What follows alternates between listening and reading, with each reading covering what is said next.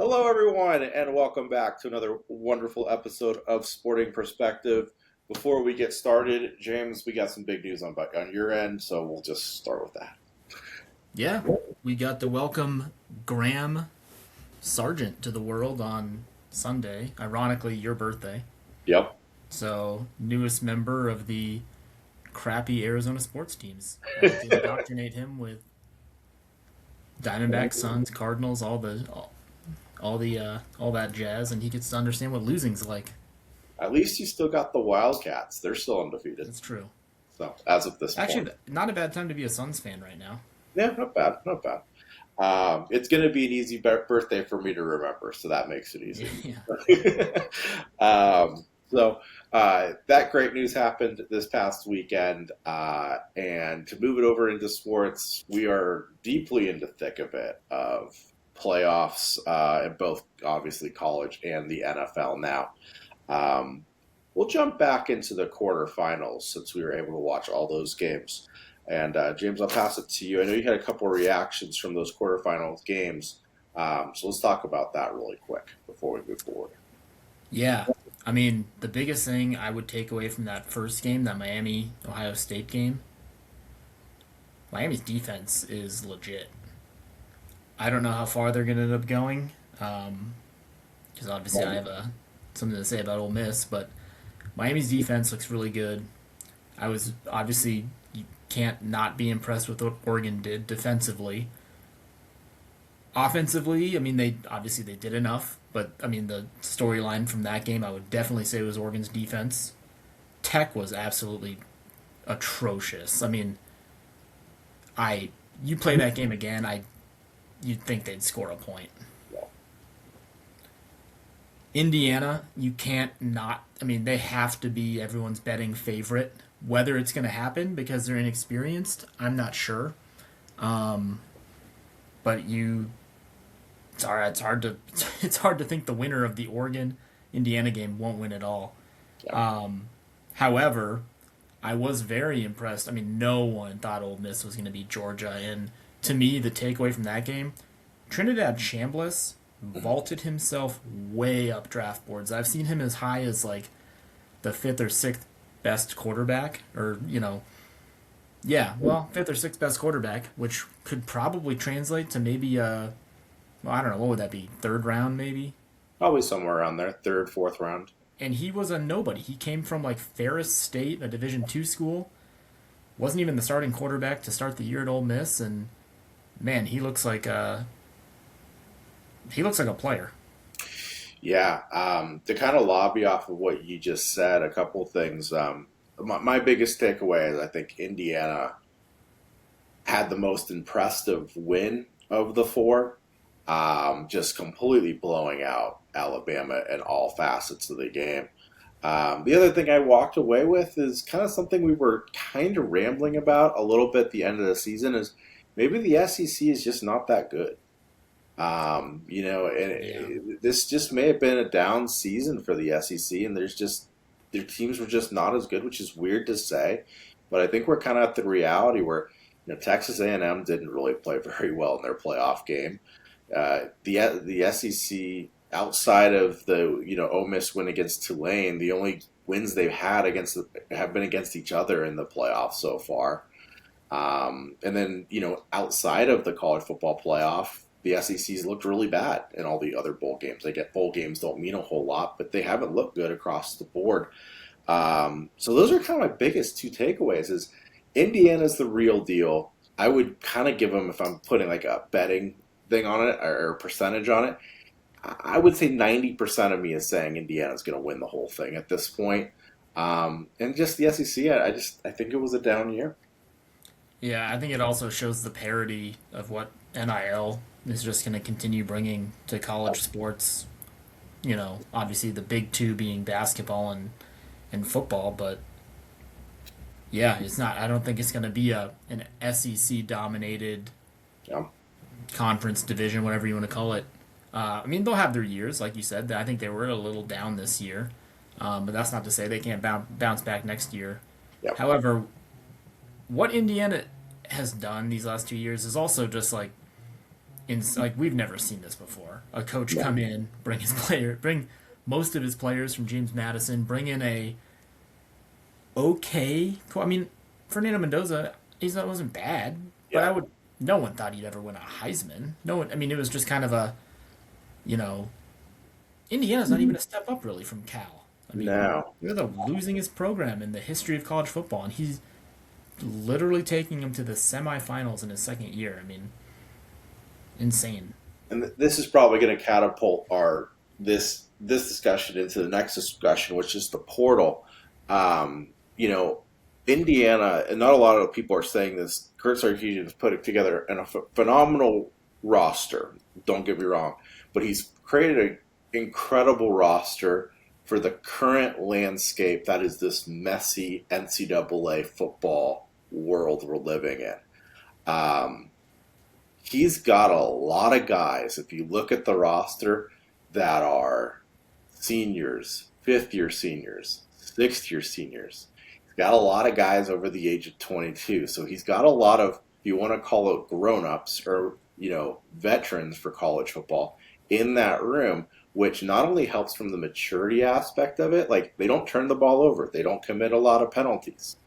They're very good in the red zone, both offensively and defensively. But also, we're in a spot right now where, with the portal now open, Oregon's getting their guys taken because, well, they have 1, 2 more years left. Indiana, all these guys, this is it. Like, they're not going anywhere. That's why they're not losing anyone, because they're either going to the draft or they're out of eligibility. Ole Miss, Miami, same thing. They're losing guys to the portal, which the schedule sucks. Don't get me wrong, it is a mess. But for the current landscape of the college football world that we're living in, Sarkisian's built a perfect roster for this landscape. Signetti. Sorry, what did I Yeah. say? Sarkeesian. Sarkisian, my bad. Wrong coach. Not as drunk. Not as drunk. Sorry. Well, not anymore. But he's done a great job building a roster for this current landscape, which Yeah. brings us into the Um, portal, which there's been a lot of movement, and I know you have some things you want to talk about with the portal. yeah, I mean, I know every week we've kind of done a little portal update, so I just have a few. The big ones are we've talked a lot about Iowa State. Their coach Matt Campbell going to Penn State. He's bringing. There's already 18, and this would have been as of, I think I wrote this down. We'll say 2 days ago. 18 transfers from Iowa State to Penn State. The big one being Rocco Becht, the quarterback. Um, However, going to Iowa State is the Washington State coach, which we've mentioned. I think we mentioned this last week. Ashley's cousin has actually officially committed to Iowa State. Um, he was the middle linebacker at Washington State, so that's kind of fun. Um, Especially for me, being an Arizona fan, get to watch him in the Big 12. And then just the other ones of note that I kind of put down. Brendan Sorsby officially committed to Texas Tech, which we sort of predicted with his girlfriend from Cincinnati going there for volleyball. Drew Mestamaker, this one was also pretty much predicted. He left South Florida and went to, not South Florida, North Texas, and is going to Oklahoma State. He's following his head coach. And then the last one I put down, and this is a weird one, I guess I'll kind of elaborate a tiny bit. Sam Levitt was basically swapping places with the Kentucky quarterback. He's going to Kentucky. Kentucky quarterback, I can't remember, Cooper. I can't remember his name. I think he's still going to ASU from what I read. Well, now Sam Levitt. I mean, it was never official, but now he's not going to Kentucky, and he was spotted the other day at an LSU game, sitting next to Lane Kiffin. At an LSU basketball game. So maybe Sam Levitt will be going to LSU. We'll have to see. But those are the big ones I have. Yeah, and the Sam Levitt situation is getting more and more interesting by the day. I actually saw a TikTok with a lot of views on it. Kind of a credible TikToker sports person, not like, in the realm, but enough Right. to be like, okay, this Not is like a random person. not a random person. Someone's got some credibility. I guess he was doing some research on the Sam Levitt situation himself, and I guess he's found out or he's dug up something that says that back in November, apparently Sam Levitt was playing in a pickup basketball game, and he I saw hurt him. this. He got injured, and this is why he's been kind of out of the spotlight and not doing anything very public. I'd be so mad if I was an ASU fan. But yeah, I've heard that story too, and like Or wait, when did you say it happened? I think he said it was December or November. Okay. For some reason, I was thinking it was during the It season, would have but been right at the end of the season. yeah, Yeah, because still that's sketchy. why I didn't show up to the banquet and like Right. things like that. It's like why no one's actually seen him. It's like okay, could be Yeah. true. Yeah. Um, but I'm trying to think. The other weird portal news that you didn't walk or talk about was the Washington quarterback story. It's also very Oh, messy. Damon Williams. Yeah, very bad. Where he signed and then he's trying to get himself into the portal after I guess he was supposed to or something. I think Washington's suing him. And now Washington's trying to sue him because he did it late, and now he's put himself in the portal. But Washington, because of when he did it, has lost out their chance of getting any other quarterback. Interesting. Yeah, I think he was linked to LSU too. He's also linked to LSU because LSU still doesn't have a quarterback. Right. But this also creates all the madness of like me being a big Oregon fan. There's about seven guys that get big NIL money at Oregon, and all of them could come back or all of them could leave. Right. So Oregon's kind of stuck in their own right of like, this is where the scheduling's all really bad. Um, I mean, it all starts with Dante Moore. Does he come back or does he not? I mean, if he comes back, he's probably going to make 6, 7 million, which it's possible he comes back. But if he doesn't, you got a lot of money that you can spend. And you have the risk of going to the Jets if he goes to the draft. The other thing too. So, um, but we'll jump back into college football playoff talk here in a second. We're going to jump to NFL talk. This is the first time this season we're going to do both together because it's just a big football, wonderful weekend we're heading into. We'll jump back to Black Monday, sorry, where we saw 4 head coaches fired. The next day we saw another one. I'll just run through them really fast. Jonathan Gannon gone for the Cardinals. Raheem Morris gone, Falcons. Kevin Stefanski, Browns gone. Pete Carroll, after 1 year, gone, Raiders. And then the very next day, John Harbaugh gone in Baltimore. Also, on top of it, earlier in the season, Titans fired their coach, Giants fired their coach. So currently, there are 7 openings in the NFL. Anything surprise you? What jumped off the page? Number didn't surprise me. I feel like it's always around 7 or 8. That seems to always be kind of the the number we see year in and year out. Um, None of them really were that shocking to me, other than Tuesday when John Harbaugh got fired. That one I did not see coming. The more I think about it, it makes sense. Henry's at kind of the end of his career. Lamar Jackson has had a really rough year, and they might just be ready to just you can't coach forever. And John Harbaugh's been one of the greats. He has a Super Bowl there. Might just be time to move on. And it looks like it's probably going to be him and Lamar together from. I mean, maybe not. I guess it depends who they bring in if they want to keep Lamar. But everything I've seen, it could just be just kind of a clean start, fresh rebuild. Yeah. But Now, I did not expect. I did not see that coming. now the Harbaugh one I didn't see coming. That was probably the biggest surprise. I'm going to put that one to a side really quick though because I want to talk about another one. The Browns giving up on Kevin Stefanski, in my opinion, is a bad move. Um, a lot of the mistakes that have happened in Cleveland have not been his fault. It's the GM not figuring out who the hell they want at quarterback. He's had to deal with the Deshaun Watson crap and then had to deal with, oh, now you have to start a 41-year-old Joe Flacco, and now you have 6 quarterbacks on the roster, and now we're going to draft 2, so you got to figure out how to deal with both Sanders and oh my, Gabriel.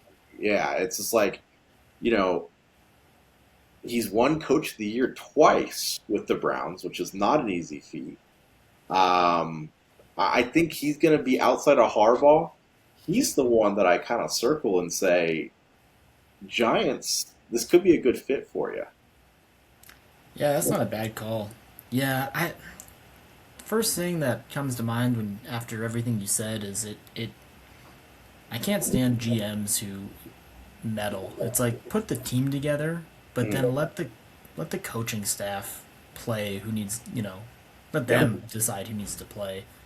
I mean, we see this across all sports. GMs who, a big one being Matt Ishbia with the Suns. He gets his hands kind of in the cookie jar. I mean, you don't want. I guess I'll take the Suns for example. You don't want a Matt Ishbia. I shouldn't say that. I like Matt Ishbia. I wish he just was a little more hands off. And then you don't want a why am I blanking? Robert Sarver who just doesn't do anything, doesn't pay for anyone. Yeah, Michael Bidwell, he kind of falls into that category. He seems like someone who it's like take a step back, man. Let your coaches do it. Obviously, Jonathan Gannon was fired, so Yeah. uh, another step back for the Cardinals. But yeah, the Kevin Stefanski one. If he goes to the Giants, that'd be an interesting move. Yeah. A good young. I'm sure they'll look at John Harbaugh too. I think so too. Let's go back to my second point really fast. I have a prediction with the John Harbaugh situation. I think this is a hell of a prediction, but this is what I'm thinking might play out. If the Bills lose, I think they're going to fire McDermott. I've had that feeling all season. They lose bad, he's out. I think John Harbaugh becomes the next Bills head coach. That could be a decent pairing, him and Josh Allen. Maybe Yeah, that maybe that pushes Harbaugh back to the top because he hasn't been there in a while, and maybe that helps Josh Allen because I mean Josh Allen's the best quarterback in the NFL who is still ring chasing. yeah. I just have that feeling that might happen. And I don't know if we're going to get a lot of coach movement until after these games Yeah, because of that moment. Because I think there's a lot of thought that what I'm thinking with McDermott is not a radical thought of lose you're out. I think that's going to happen. He wins, probably saves his job. Then everything kind of falls into place. But I kind of think John Harbaugh will be the. I mean, he's kind of the linchpin. I mean, everyone's going to be after him. So it's yeah, like once he gets hired somewhere, then the rest of the dominoes could fall. I mean, he got 7 phone calls within 45 minutes of being fired. Yeah. So I mean, there's only 6 openings. So one team with a coach called. One prediction I have: I don't think he goes to the AFC West because Yeah. I don't think he to battle his brother twice, and only one of them can win the division. I think he's better off going anywhere but, I guess technically, just be the Raiders. So Yeah. It'll be interesting to see who the Raiders hire, as this will be. I heard something this morning that is bizarre. This will be the start of next year, the sixth head coach that they're paying at the same time. jeez. So they got to get it right eventually in Vegas. But and then I'll just add this before we go into some predictions. I hate to say this, the Cardinals' job is probably the worst of the seven. It might be. I don't even know where they're going. I saw that Vance Joseph was interviewing there, which would be kind of funny since he was already a defensive coordinator. And I honestly don't. I don't know what they need to do. I don't know if they need to go defensive again. Their defense is so bad. Yeah, I wasn't really that. I didn't mind Nick Rollis. It was Gannon and Drew Petzing. It was Gannon just not being a. He was just kind of a. What's the word without using an expletive? Actually, screw it. I'll say it anyway. I think he was kind of a pussy. He he didn't take. He wasn't really good at taking accountability. yeah, And Petzing was just an awful offensive coordinator. That guy should never have a job in the NFL ever again. yeah. Terrible, just awful. But well, I guess we'll see what plays out here in the upcoming weeks. And as I said, 7 jobs open right now, maybe more, but as of this point, 7 are open.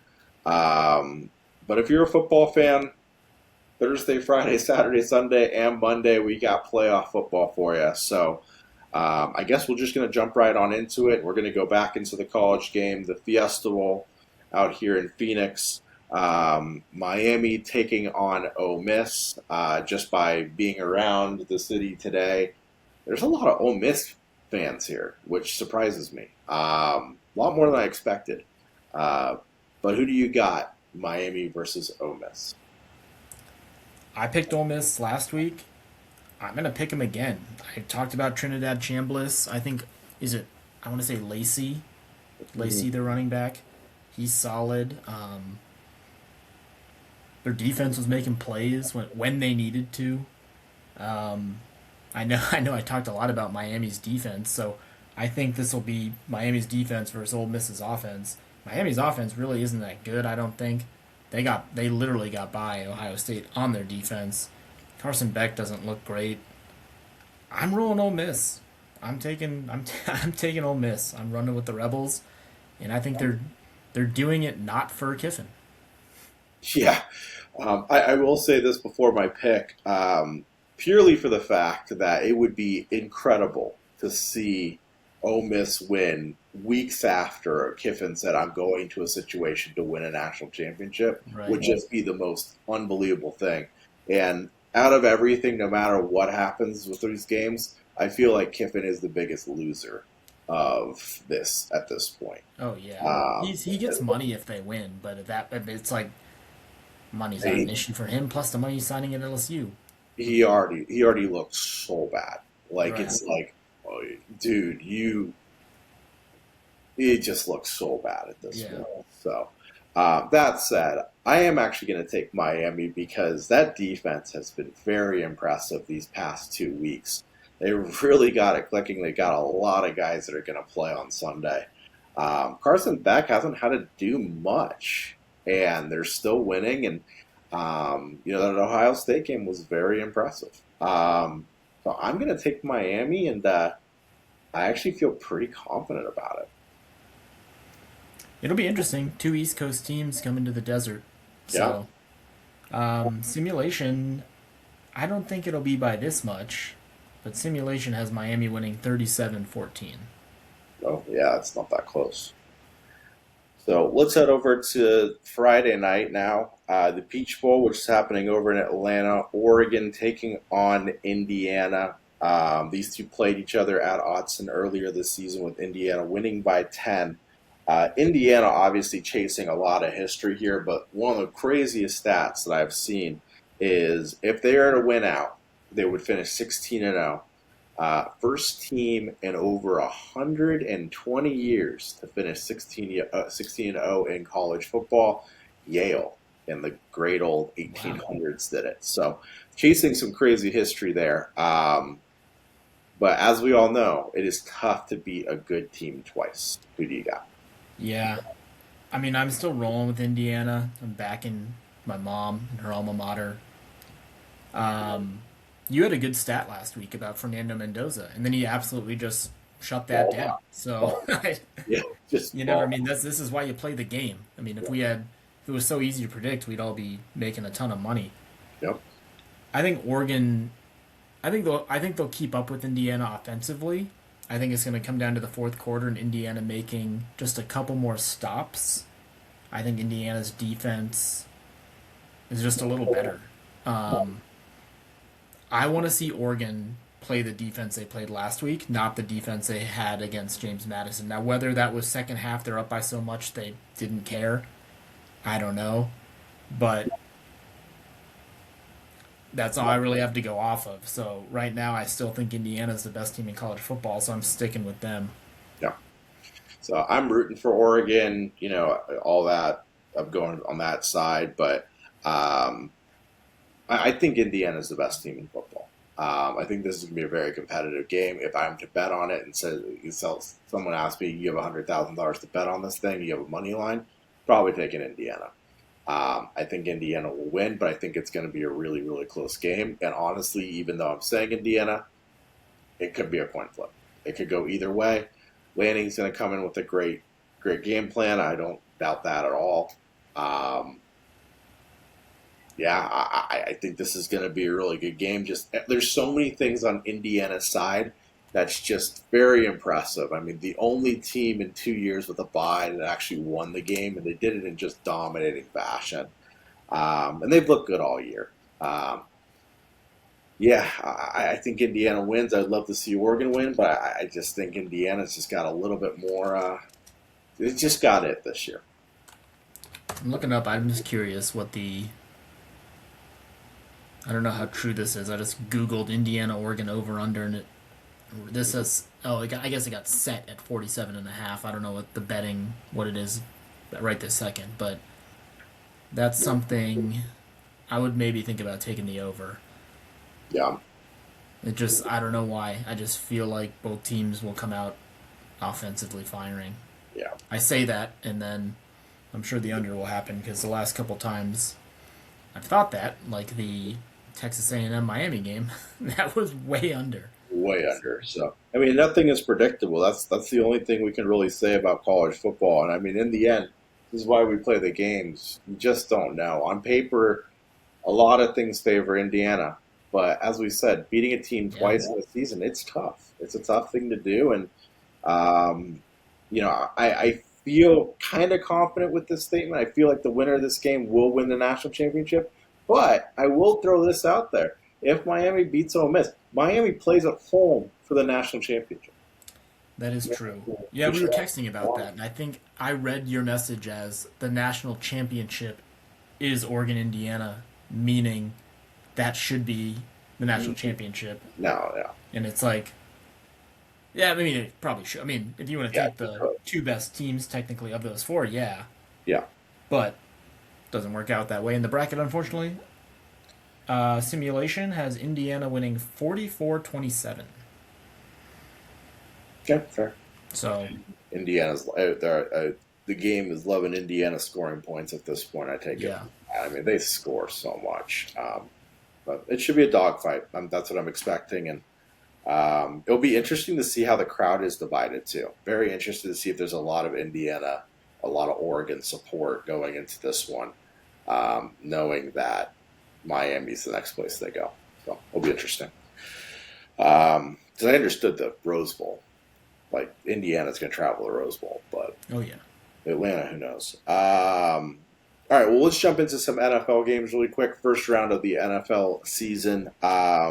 We didn't talk too much about Week 18 because, for the most part, not much happened. We had a couple games that were deciding, but if you didn't see it, you didn't really miss much. Myles Garrett broke the sack record. That's about it. So let's jump into some games right here. We're starting on Saturday. First one is the LA Rams heading to Carolina. Carolina 8-9, getting in, winning the very bad South. Line is set at 11, so Vegas thinks this is going to be kind of a blowout. But who do you have? I'll save my rant for another podcast about an 8-9 Panthers division-winning team going to the playoffs. SparkNotes version, I think it should be like the NBA, just a 1 through how many 7. teams are in it? 1 through 8, Yeah. 1 through 7. Yep. Best records. Anyways, I'm going to keep these pretty short and sweet. I don't know how you can't pick the Rams. The Panthers, some weeks their defense looks really good. I wouldn't really say their offense has looked good consistently. Dowdle, I think, for a stretch middle of the season was really good. Overall, Bryce Young didn't really have that good of a year. Again, he had his weeks here and there where he took steps, and I don't know. This is year 3 for him now. I guess you can say he's a playoff quarterback, which is good. But I'm not even going to talk about the Rams because I think they're just gonna win. So whether you want to talk about Stafford, Williams, Nakua, Devontae Adams should be back healthy. They should roll this Panthers team. Yeah. Yeah, I feel very much the same. I think the Rams win by quite a bit in this one. I think this is going to be ugly. The only way Carolina wins this game is if crazy trick plays happen. The Rams are not great on special teams, so maybe like a punt return, kick return situation, but like you're going to have to get some weird stuff to happen. Turnovers. They're gonna have to turn Stafford over. Yeah, like They almost need like to target McMillan maybe more than.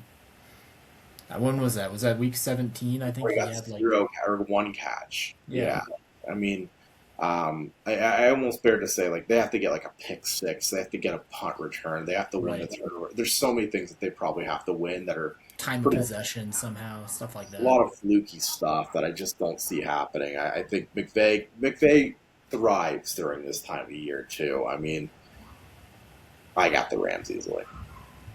So let's go. The next five games are tough, in my opinion. That was the easy one. Let's go to the top ones. Later that night, Green Bay, the 7 seed, heading to Chicago, the 2 seed.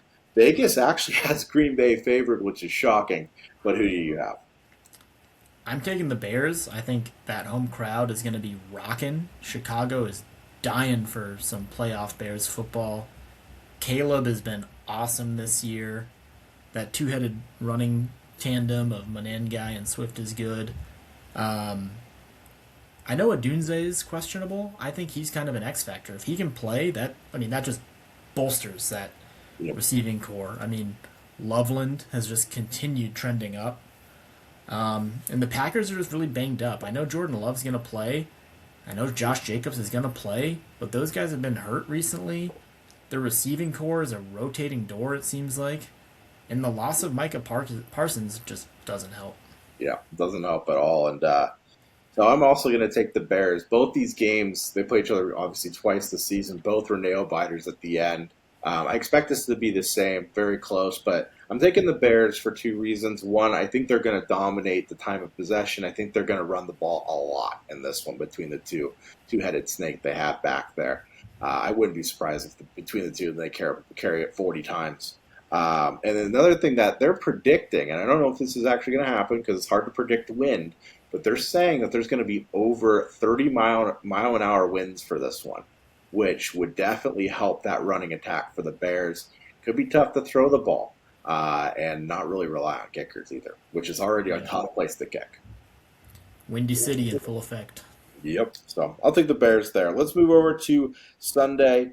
Buffalo heading to Jacksonville. Another interesting line here. Buffalo favored by 1.5, even though in my book, Jacksonville's been a much better team as of recent. I'm taking Jacksonville. I think Trevor Lawrence is just playing much better football than Josh Allen, and the Bills' receiving core just does not help his case. So that's my prediction. Jaguars because and their defense. I think the Jaguars' defense has been solid.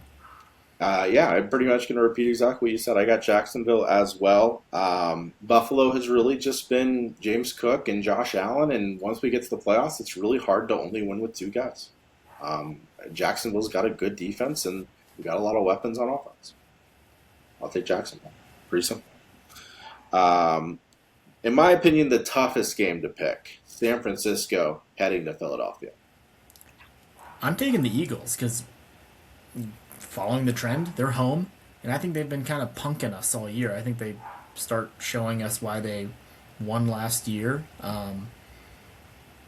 Will they win it all? I haven't quite wrapped my head around past this game, but I think they have the experience. They know what to do.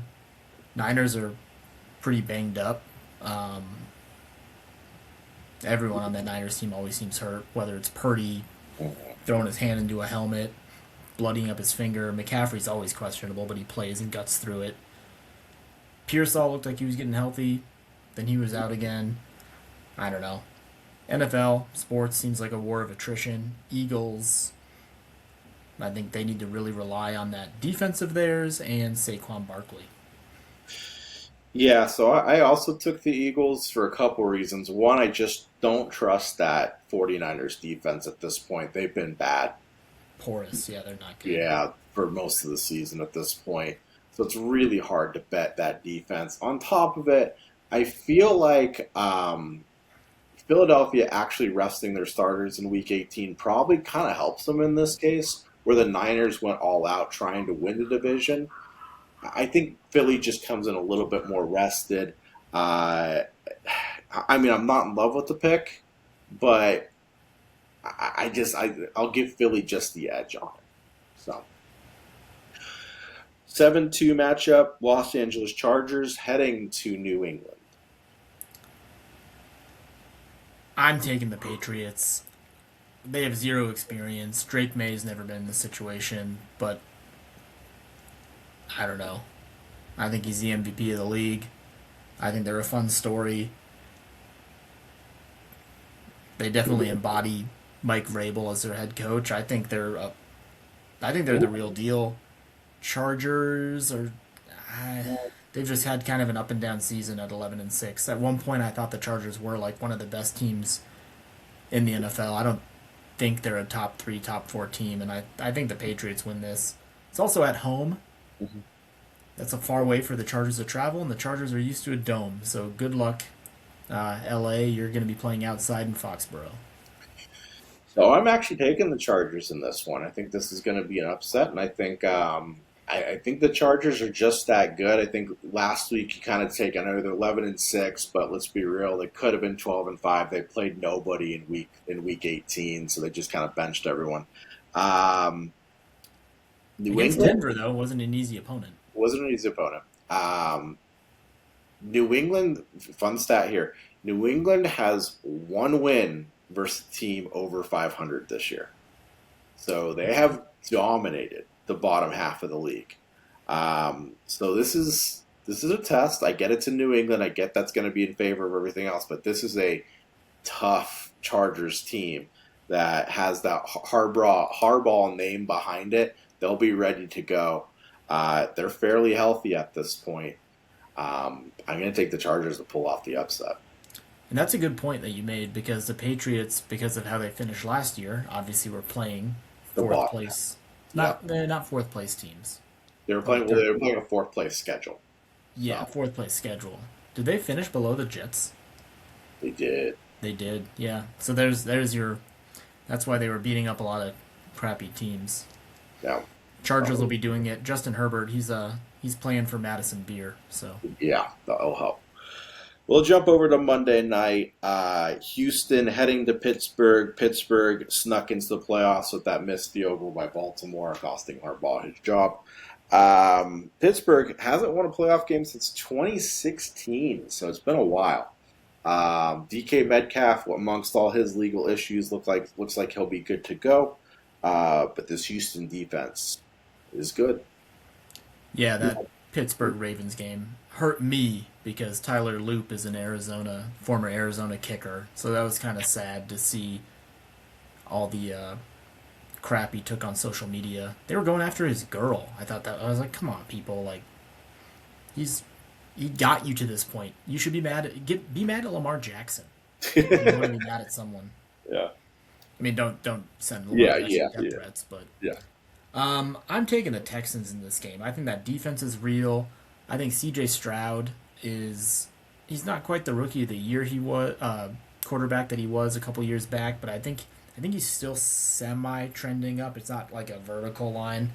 He's kind of going up the mountain. Um, but I think Nico Collins is going to be the difference maker in this game. When Stroud needs to throw to someone, I think Nico Collins will be there to bring down the ball because he's one of the best wide receivers in the game. That if you're not like a hardcore NFL fan, you might not even know who he is.